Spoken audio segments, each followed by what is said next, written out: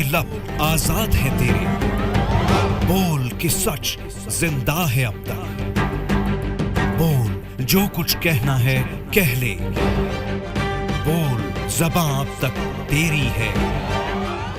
राजनीतिक गलियारों में चुनावी बिगुल बजते ही चुनाव प्रचारकों का चंपारण जिले में आना शुरू हो गया है और इसी कड़ी में आज पूर्वी चंपारण जिले के हरसिद्धि विधानसभा क्षेत्र के परशुरामपुर खेल मैदान में रालोसपा नेता उपेंद्र कुशवाहा ने अपने उम्मीदवार रमेश पासवान के पक्ष में एक जनसभा को संबोधित किया।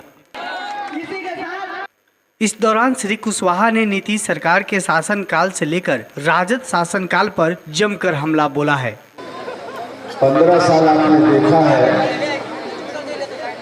कि बड़े भाई 1990 से 2005 तक बिहार में सरकार चला रहे थे उनको, और उसके बाद 2005 से अब तक इनका भी 15 साल हुआ, नीतीश कुमार जी का, इनको भी आप सब लोग देख रहे हैं।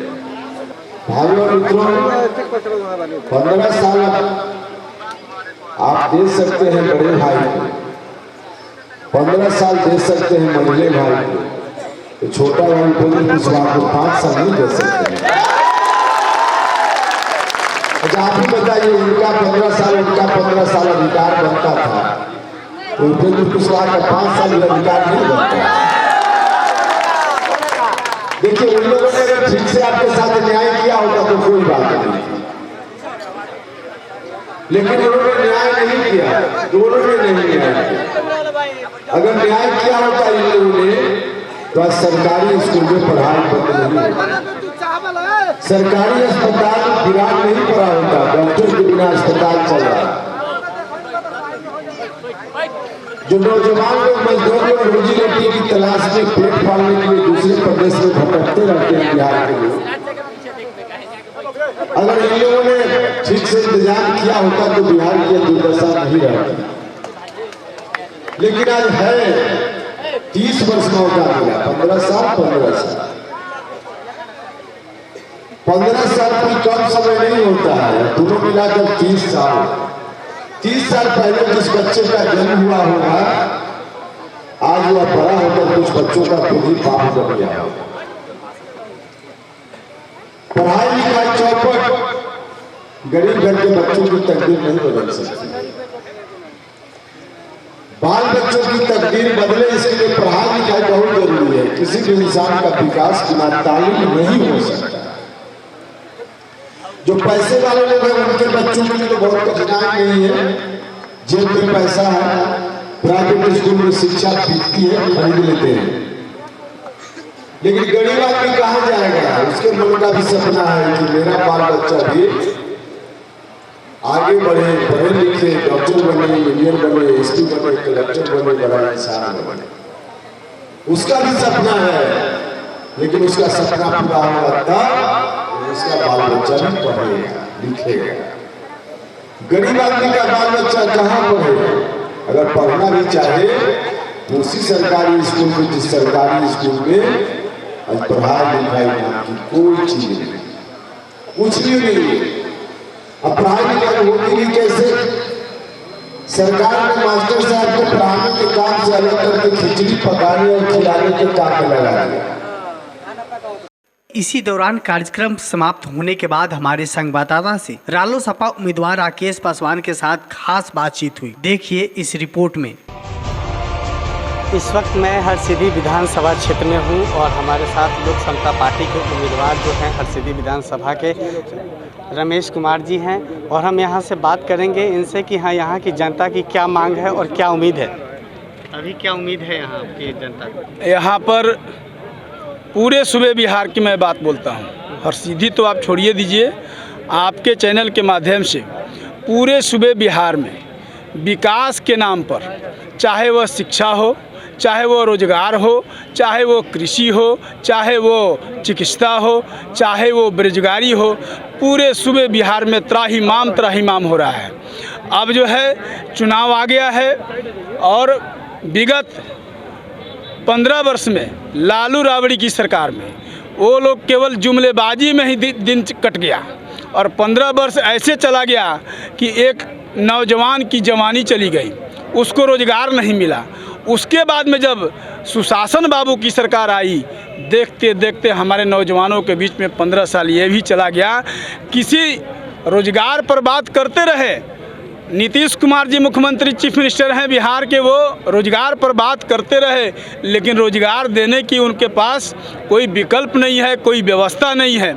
हमारी सरकार उपेंद्र कुशवाहा जी के नेतृत्व में जब बिहार के मुख्यमंत्री बनेंगे उपेंद्र कुशवाहा जी, तो सभी रोजगारों को हम ये आपके चैनल से बता देना चाहता हूँ कि सभी रोजगारों को प्रत्येक वर्ष 15 लाख बेरोजगारों को रोजगार दी जाएगी। एक तरफ पूरे 5 वर्षों में तेजस्वी यादव 10 लाख बेरोजगार युवकों के लिए नौकरी का ऐलान कर रहे हैं। आप एक साल में 15 लाख युवाओं को कैसे नौकरी देंगे? एक साल में नहीं, 15 साल में, 5 साल में नहीं कहे हैं, वो जो है अपने घोषणा पत्र में कहे हैं कि 10 लाख बेरोजगारों को हम रोजगार देंगे। हम जो है हम 15 लाख बेरोजगारों को रोजगार देंगे। मुद्दा आपका विशेष किस मुद्दे के साथ आप मैदान में उतरे हैं?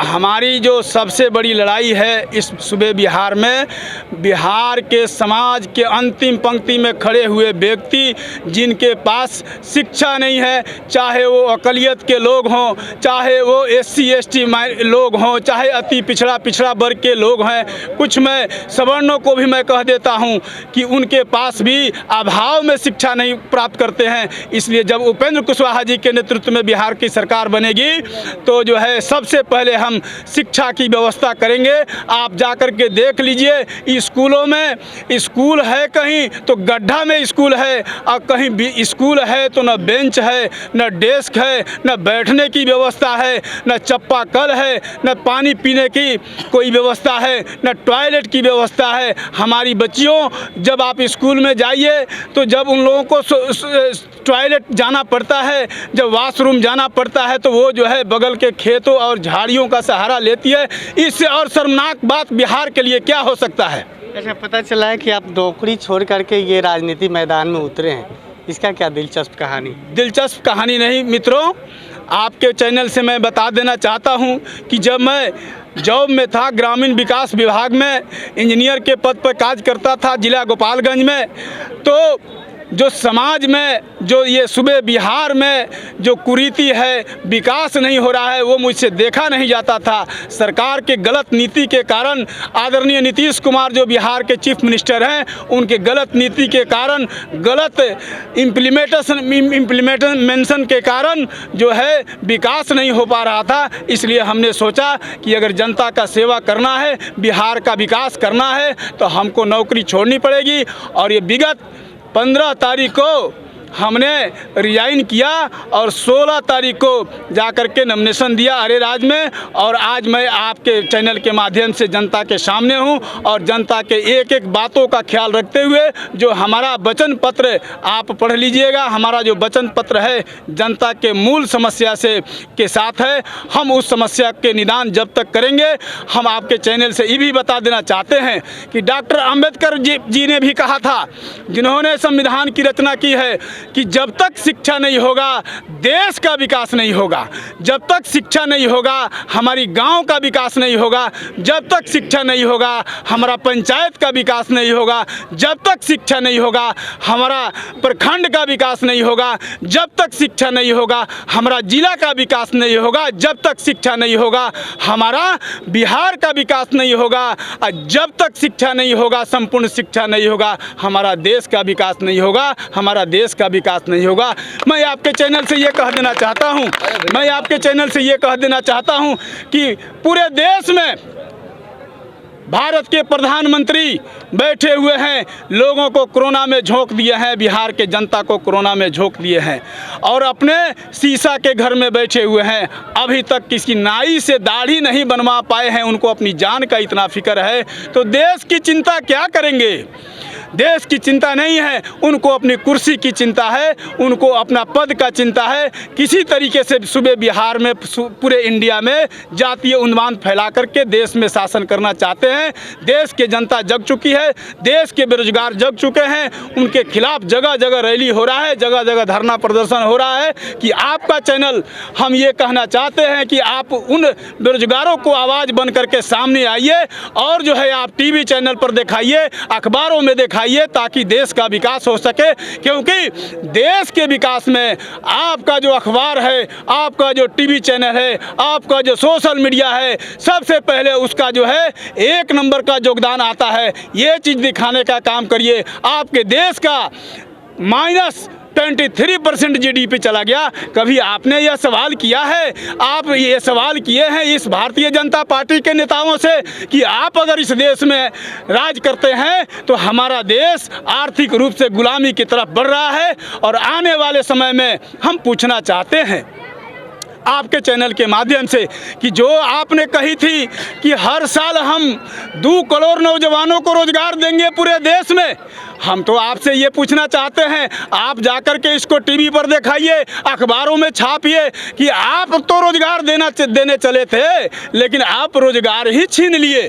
जो रोजगार में थे वो रेलवे में रोजगार करते थे, वो एयरपोर्ट पर रोजगार करते थे, वो भारत पेट्रोलियम में रोजगार करते थे, वो जो है स्कूलों कॉलेजों में आप जाकर के, केंद्रीय विद्यालय दिल्ली यूनिवर्सिटी में आप जाकर के देख लीजिए, शिक्षकों की संख्या घट गई है, विद्यार्थी की संख्या बढ़ गई है। जो अनुबंध पर शिक्षक कार्य करते थे उनको नौकरी से हटा दी गई है। हम आपके चैनल से ये कहना चाहते हैं, देश का विकास मानिए मोदी जी, आप किस तरीके से करना चाहते हैं। आप छोड़िए गद्दी। आप जो है हमारे नेता आदरणीय उपेंद्र कुशवाहा जी जब केंद्र में मंत्री हुआ करते थे उस समय में भी कॉलेजियम सिस्टम पर बात की थी। उन्होंने सड़क से लेकर के सदन तक अपनी बात उठाई थी। सदन में सबसे पहले ऐसे नेता जिनका नाम आदरणीय उपेंद्र कुशवाहा जी है, मंत्री रहते हुए भी सरकार के खिलाफ उन्होंने कहा था कि आप कॉलेजियम सिस्टम को ले आइए।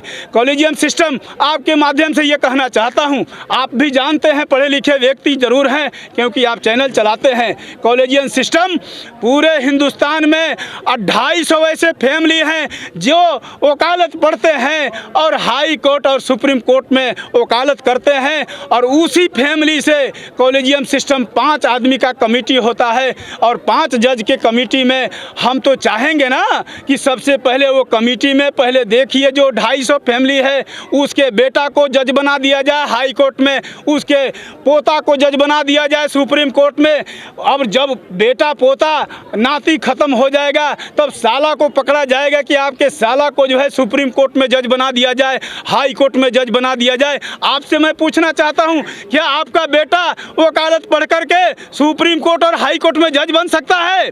आप जरा बताइए। सवाल मैं आपसे आपके सामने रखता हूं। आपका बेटा जो है कभी नहीं बन सकता है। यदि भारत में डॉक्टर अंबेडकर जब संविधान लिख रहे थे उस समय भी अपने रचना में लिखे हैं, अपने किताबों में लिखे हैं कि हम कॉलेजियम सिस्टम का विरोध करते हैं, लेकिन उस समय की सरकार और आज की इतनी प्रचंड बहुमत में सरकार कॉलेजियम सिस्टम को ख़त्म कर नहीं रही है। हम आपसे चैनल के माध्यम से, हमारे नेता ने भी मांग किया था और हम भी मांग करते हैं कि अखिल भारतीय न्यायिक सेवा लागू करिए कि एक डोम का बेटा भी पढ़ करके जज बनेगा हाई कोर्ट में और एक पंडित का बेटा भी पढ़ करके सुप्रीम कोर्ट में जज बनेगा। जब तक यह व्यवस्था लागू नहीं होगा तब तक हमारे उपेंद्र कुशवाहा और मैं आपके चैनल से बता देना चाहता हूं कि सरकार को जो है हम लोग सरकार को जो है ईंट से ईंट बजा करके रखेंगे। जुबान ही कटार है। चले थे बिहार को ललकारने, 25 साल तक जिन्होंने जातिवाद का जहर फैलाया। वादों की बौछार है। जंगल राज पार्ट 2 है। मैं भी गठबंधन कर लो, कुछ नहीं होने वाला। अब आर है या पार है, जंग जबरदस्त है। चंदन जायसवाल के साथ देखिए सोमवार से रविवार रात 9 बजे सिर्फ रियल न्यूज बिहार में।